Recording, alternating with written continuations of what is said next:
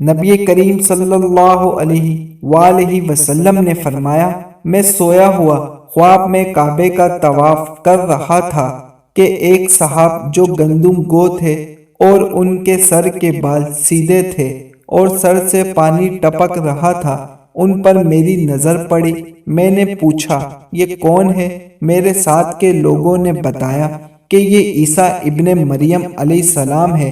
پھر میں نے مڑ کر دیکھا تو موٹے شخص پر نظر پڑی جو سرخ تھا، اس کے بال گھنگریالے تھے، ایک آنکھ کا کانا تھا، اس کی ایک آنکھ انگور کی طرح اٹھی ہوئی تھی۔